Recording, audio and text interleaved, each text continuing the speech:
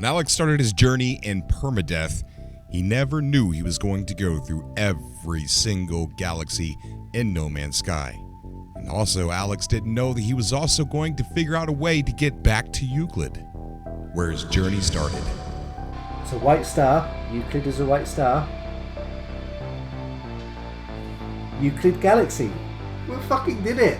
We're back in Euclid. Oh my god. This is crazy. Thank you guys for coming back to Cobra TV. This is a special episode who has gone through every single galaxy there is to go through in No Man's Sky. All 255, and guess what? He popped out on the other end when he jumped from the 255th into Euclid all over again. And joining me to talk about what made him do this and the crazy stuff that's, he's encountered along the way. And he not only that, he did this in permadeath. So Alex is joining me to talk about that adventure, what it was like. And Alex, how you doing, buddy? Hey, Cobra, I'm doing well. It's been good fun, good journey. How's it feel to be the first person in the world to do this? I didn't realize that I'm really the first person in the world. I didn't know if there's anyone else that's done it. I've never heard of anybody doing it. Some travelers, but I don't know. I think somebody glitched through once. That's the extent. I think that's how they got all the information about the galaxy names and things. You think so? I thought they got that through data mining. I think somebody got some kind of glitch where they could just reload, and every time they reloaded or something, they got into the next galaxy. I don't think they were properly there, though. I see. Well, guess what, man? You did it in permadeath, and that's something, even if you weren't the first, you're the first I've heard of actually doing this, and definitely the first I've heard of doing it in permadeath. I used to think getting to the center of Euclid in permadeath was an amazing feat, but you went to the center of every single galaxy. So okay, you started a permadeath mode, right? I mean, did you plan to go through every one of them when you first started your very first permadeath mode? No, not at all. For me, permadeath is the main way I play. I don't play normal, I don't play survival. As soon as permadeath came into the game, I went to permadeath, and that's just how I've played since permadeath existed, basically. I'm a member of the Amino Hub, and I've spent most of my time there, and we've been doing lots of things that we do at the hub and what have you, and it came to the point that Next is coming.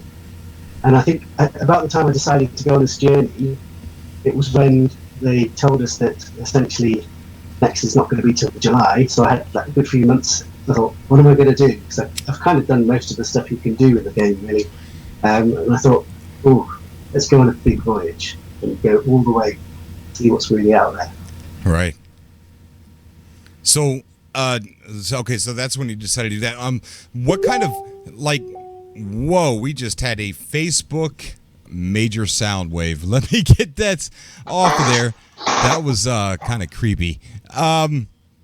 So I've got some amazing stories to tell with me being stuck in survival mode. There's a planet that I landed on that I couldn't get off of because it was an island, and this island hardly had any plutonium on it. And I couldn't take back off, and it was a sentinel frenzied planet, and it was the planet. I mean, the actual, there was like this hot weather, and it was crazy storms, and I was so close to dying so many freaking times, and I couldn't get out the planet.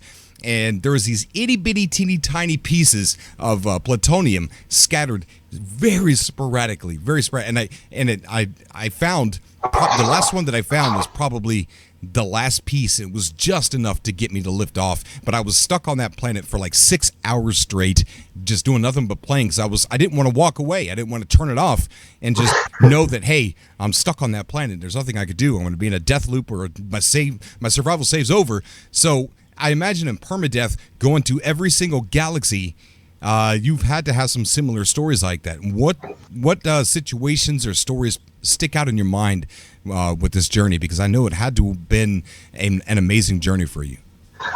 It certainly was an amazing journey. There was lots of different funny situations that I came across. Firstly, I'm very well established in permadeath, so I'm really, really end game. So all my gear is all S-Class freighter, load of S-Class ships, S-Class weapons, everything's maxed out essentially. So in permadeath, one of the big things is to always be really well stocked up. And for this journey, I had to really prepare for it, basically. So I had a huge amount of all the kind of resources that I would need on the way. For example, to do this kind of jumping, to jump to 56 galaxies, then you need to build basically an exocraft in every galaxy. So on permadeath, that means like you need 26,000 marrow, for example, just to build the exocraft things. So I mined that all before I left, all back in at the Amino Hub. So I basically calculated what I would need and got all the stuff I would need to take along with me. You needed various relics and things to activate portals in the galaxy. So I had like 70 of each relic sitting in some hauler somewhere. So I had a hauler full of relics, a hauler full of warp cells, another hauler full of warp cells. Everything was geared up just for this journey, basically. So it was all about preparation, and preparation is key in permadeath. And so, like, when you get stuck on a planet somewhere and you can't get off because you don't have thamium or plutonium or whatever, that's because you're not prepared enough. So with permadeath, you've got to stay prepared, basically. Yeah, it's like in survival, you gotta think like 5 steps ahead, because if you just land on a planet, you're not even thinking if you got any plutonium to take back off. It's like you could be messing your whole save up just by doing something like that. One small mistake without thinking ahead, without planning ahead, being prepared, you're doomed. One of the interesting things when you jump across the galaxies is every time you jump into a new galaxy, all your tech breaks, all of your weapon is completely broken, your ship is completely broken, your suit is completely broken. But there's a few useful kind of things. That one of the things is that the things in your tech slots are not broken. So before I left, I made sure that in my tech slots I had the vital things. So for example, in my suit, I made sure I had my theta kind of weather shields and my theta shields up, my theta jetpack. So whenever I landed on the system, those things didn't break. So I had access to kind of my shields and my things that kept me alive, basically. And then in my ship, the only thing I could keep alive was basically my weapons. So I had weapons, but I didn't have shields. And that's one kind of trick of trying to stay alive when you're jumping through all the galaxies. Because the problem is, if you jump through all the galaxies and then have to repair all your ship and all your suit and everything just to survive in that galaxy, it's a hell of a lot of resources. It's going to take you a long time to repair everything. Right, yeah.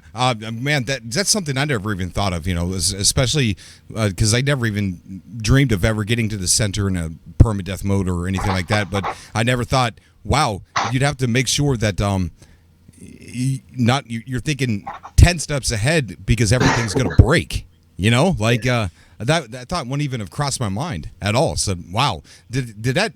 Was that something that was crossing your mind the first time you got to the center, or is this something you learned just by trial and error? Well, because I'm part of a hub, so we've got a number of members there that have gone into other galaxies at various times. So there was experience, and I got information from them about what happens, and then I just planned the best way to try and go there. My goal was to get to this 256 galaxy, and then see what's there, and then see what's beyond there. So the whole journey was geared to getting there, surviving to get there, and then preparing to see what's beyond it. That's what I did. Right. How many close calls did you have? The close calls were more due to glitches rather than things on the planet. Because, as I said, in my tech slots, I still had my shields and my weather things. I always had lots of supplies, so every time I walked to a new system, I'd buy a whole stack of zinc, a whole stack of plutonium, a whole stack of iridium or whatever. So I always had everything. A few times along the way, I forgot to top up on buying like dynamic resonators, for example, and you need those to build an exocraft. So you portal through to a planet, the base would be like an hour away. I went down to build an exocraft, and oh crap, I've not got a dynamic resonator. But all I had to do was just go back and get it from the system and head on. The worst kind of glitch that I came across, and it only happened once along the whole way, but I actually was really worried that I wouldn't be able to progress. I've never come across the glitch before, but essentially in the Galaxy map, as I was at the centre of one of the galaxies, it must have been about Galaxy 200 or so, when I was trying to walk exactly to where the centre system is so you could cross over to the next galaxy, there was a glitch where it wouldn't let me get there, and it kept throwing me like thousands of light years away, and I had to basically hop there like a planet at the time, very, very slowly, until I could actually get there. So that was kind of bizarre. I think I got it on one of my streams as well, so it was certainly a weird moment, and a worry that I wouldn't be able to actually cross into the next galaxy. It took me about an hour or so before I managed to get past the glitch. That's insane. I didn't watch the entire stream of when Lily sent me the stream, and I sat there and watched a portion of you going back to try and see if it would take you back to Euclid yet again. But the moment that you crossed over that last galaxy and you ended up in Euclid, how did that feel for you? Oh, I was so surprised. Like, first of all, it was the 255th galaxy, and I all the time was expecting there to be the one more, the 256 galaxy. And then after that, there were some rumours I'd heard that 257 maybe repeats and is Euclid, but not exactly Euclid. It's named something different, but is replicated as Euclid, and all these things I'd heard. So I wasn't prepared at all. I was prepared for a particular, like, they've even got the name down on one of the Wikipedias of this 256 galaxy, which is, I think they found out from this guy that managed to glitch through somehow. But I went through, and it just said Euclid, and I just couldn't believe it. And then I had to go and try and prove, is it actually Euclid? So I portaled to some base of mine and put one of my friends' bases to Libet's base at the Amino Hub, and the bases were there, all the comms were there. It was Euclid. Wow. So, man, that is freaking awesome. Okay, so you went all the way through this entire, every galaxy, and then that moment you jumped through, you went back home right where you freaking started, and then there you are. And I've been away from like home before, and I went and lived somewhere else for years, and it felt good to finally come back and stand in certain spots. And I thought to myself, I never thought I'd ever be standing here again, ever. I mean, is that sort of the way you felt when you were back in Euclid, standing at your friend's base? It is. It was very surreal, actually. I mean, I've made backup saves. I'm on PC, so it's fairly easy to make backup saves. So I've got a backup save of before I left, and I've actually made a save in every single galaxy. So potentially, if I wanted to, I could go to any galaxy I wanted to just by loading up the save of that galaxy. But yeah, I mean, I forgot the question. It's just, just finally, coming full circle and being somewhere you never thought you'd ever be again. It was just a how big that shock. felt. It was a big shock because I wasn't expecting it, and I certainly didn't think, like, there's so many times we've heard of people complaining, oh, I'm not in Euclid anymore, I'm in this galaxy or that galaxy, but everything's happening with Euclid, the multiplayer's coming, I want to get back to Euclid, there's no way to get back. Well, actually, it seems there is a way to get back. We just didn't know that you'd have to travel quite so far to get there. Yeah. I really hope that Hello Games makes back and forth travel possible for next, but if they don't, you've shown the people out there there's a way to get back to Euclid if you're willing to do that. It's a tough journey, but there's a way. That's awesome, dude. That's awesome. So what is your? I'm sorry. What was your guess about what was up with the 256 Galaxy? What I thought was going to happen. I thought the 256 Galaxy would be the kind of so-called final galaxy. Now, I don't really understand the details about it, but apparently some clever people have worked out that there can only be 256 galaxies or 255 galaxies, and then they have to repeat themselves just because of how it's built. Right. Now, I accepted that, but the information that I'd had before was that then the galaxies would go on, but you'd get random names, but they would repeat themselves, the galaxies. Right. And I wanted to go find out for myself what was actually out there. And then I was thinking maybe it will just keep on going. Like maybe there's 500 galaxies or 1,000 galaxies or something. And my plan had been to explore this 256 galaxy and then set off and go see what else was there. But obviously, I've ended up back in Euclid, and my plans have changed now. I do it again as well, just to double check that it didn't. So I reloaded up the 255 Galaxy and jumped back, and again I went to Euclid. So it seems that's crazy. That's cool. What was the craziest thing you've seen out there? Oh, I've got lots of pictures. I saw some creature that had. It was like you know the flying kind of cow creatures that you get. This wasn't quite a cow, but it was a flying something. But it had beautiful red wings, and I've never seen red colour wings on one of these animals before. So that looked really special. I found turtles, red turtles in the sea. I've not really seen yeah. I've got brilliant pictures of red turtles in. Oh man, you give me goosebumps, man. Yeah, and the one thing I've kind of noticed is that, well, it seemed to be like a lot of the time when you spawn into a new galaxy. I've gone into 256 Galaxy. A lot of the time you can spawn on some lush planet, and often the lush planet had calm sentinels and calm weather. And in Euclid, on permadeath, that's really, really rare. But I must have been about 20, 30 such planets along the way, where I've just portaled into one or spawned on one. So I think the galaxies definitely have slightly more lush worlds on them. Certainly lush worlds that have calm sentinels, for permadeath players at least. Yeah. A few months ago, somebody had messaged me, and I sent an at Hello Games, and I'm not sure if it was you. Were you the person that was like almost at the end and something was messed up with one of your saves? That wasn't me. I think that was Kelly Monkey. He did it in normal on the PlayStation 4, and I think he got to the very, I don't know, 254 or something very, very close. And then his somehow save got corrupted, and he hadn't had backup saves. So I backed up saves all along the way. Not for that reason. Yeah. The reason that I backed up the saves is because I thought it would be cool that I can. Because essentially, when I set off, the plan had been to go with one of my friends from the Amino Hub, Niblet. We were supposed to go together, but she was too busy, so I kind of set off by myself. And then the idea was that I've got to save in every galaxy, so if she ever starts along the journey, at any point, I can just load the game in whatever galaxy she's in and just go out and meet her. So that was the idea behind why I was saving in every galaxy, just to be able to get to any galaxy whenever I wanted. Yeah. Wow, man. You can now be called the gatekeeper.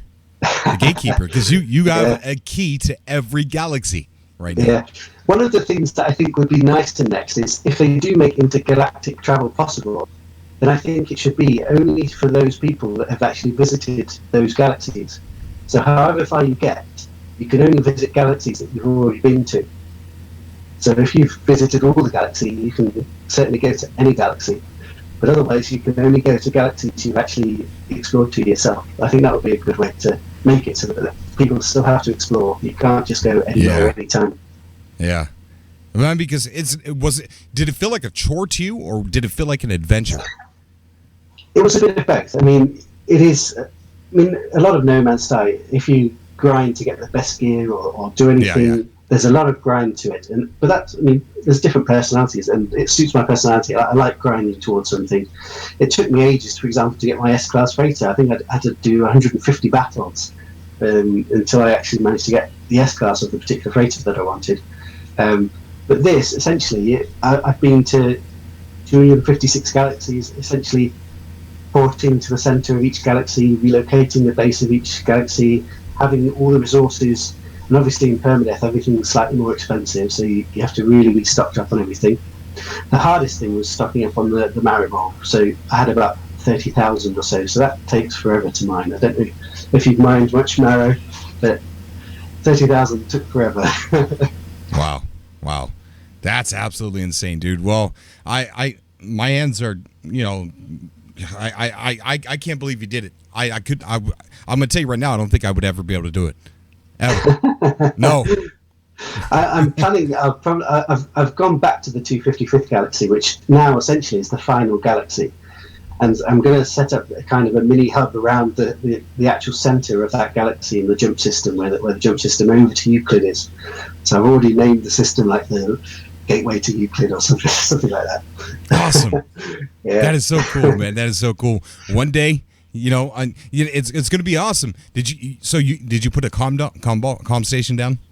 Yeah, that's another thing I did in every galaxy that I went to. I basically You get to the centre of the galaxy, use the first glyph. And the first glyph takes you to a kind of system which is about 5,000 light years or so at maximum away from the centre, so it's really close to the centre essentially. And every time I used that code, so it was just the 1111111, whatever the system was, even if it's a system that didn't have a base in, I would leave a message there. And always the same message: Amino Hub greetings, Alexi Check Corps, which is the kind of roleplay company that I kind of have in the game. Awesome. That's awesome, man. Congratulations, dude. That's freaking cool. Yeah, it was good fun. I imagine your comm station there at the 255th Galaxy right before is going to be there for a long time. Well, I did hear yesterday or today that's Zane is planning to get out to the 255th Galaxy as well at some point. Really? His permadeath. Oh, that'll be cool. He's saying he's going to do it without doing portal jumps to go through the galaxy. So I don't think he can live long enough to do it that way. But that's his aim. That's super awesome, man. I'll I can't wait. lay out the red carpet for him if he does come. Oh, yeah, of course. Yeah. I just interviewed him yesterday. Yeah. I saw that, actually. I saw most of it anyway. Yeah, I saw you in the chat. That's why when Lily showed me this, I'm like, I know that guy. He was in my chat. I saw him on the show yesterday. So cool, man. So cool. What advice do you have for anybody out there that wants to go ahead and take on this amazing journey, whether it be normal modes, survival, or permadeath? What would you tell them? I would say the most practical method to jump galaxies is to use the portal technique, to portal from wherever you are in the galaxy, center of the galaxy, to relocate a base, and then basically jump over to the next galaxy. The most important thing to be is basically just be prepared, and you really need to have all the resources that you need to do the jumps, because you can't really find it very easily on the way. For example, the marrow, your weapon's always broken. So if you end up having to mine marrow along the way, every time you're going to have to repair your weapon, and that's going to cost resources that you don't have. So for me, what I got ready before was all the marrow and a load of iron. So iron and marrow are the big things that you need, which are difficult to get hold of when you're travelling. So if you stock up on that as much as you can, and then all the relics for all the portals, then you'll be good. And you can set off and you can take your time. Like, there's no rush, and enjoy the sights along the way. I got so many pictures along the way of the different systems. I went to so many lush planets, and I'm on the Hub, so I've posted some of the pictures along the way there. So the guys there will see some of the stuff, but it's all beautiful stuff that I came across. It was good fun. So you were sitting there, like, each time before you would go to the next the next portal, or I mean to the next galaxy, you're almost like Matt Damon from The Martian, sciencing the crap out of it, growing what you needed to grow first, and before you would even dare make that next jump. Yeah, I need to be prepared and need to find out what's on the other side. And obviously, that's cool. It's such a big shock. It was such a big shock to end up in EUCLID, to be actually in EUCLID, and to see, like, to go to my old bases again. Like, yeah, in the hub, I've built like 11 farms, and God knows, I have about 15 bases or so. I've got a couple of accounts, so I spawned loads of stuff at the hub that we're at in the Amino Hub. Right. And I just wanted to visit this stuff. And then there's a few other players there that have got permadeath bases on PC, because I'm a PC player. So I visited their bases when I went across, and their bases are there. All our comms are there that we've left before, back in good old EUCLID. That's awesome. I just, I had a question that just slipped my mind. But I'll remember it when we get off the call, and I'll be like, darn it, I was going to ask him that. And one quick question that I had is, do you sometimes wish that you had done it in normal mode, so that way you'd have a little bit more freedom to not have to watch every step so much and be able to have a more explorative, experience? Not really, because I actually enjoy permadeath. I enjoy the feeling of achievement that you get when you manage to do all these things in permadeath. So I wouldn't really ever have wanted to do it in another mode. I would have always wanted to strive to get. I like the survival aspect. I like being prepared. I like, I enjoy permadeath. It's a lot different than normal. Like in normal mode, it kind of feels like a grind to do those things. But when you're in survival, and I haven't played permadeath, but I play survival. When you're in survival, it doesn't feel like it's a grind. It feels like it's a necessity. Like you need to do this to survive. This is not grinding. But when you're in normal mode, it feels completely different because it doesn't feel like it's entirely so necessary to do those things.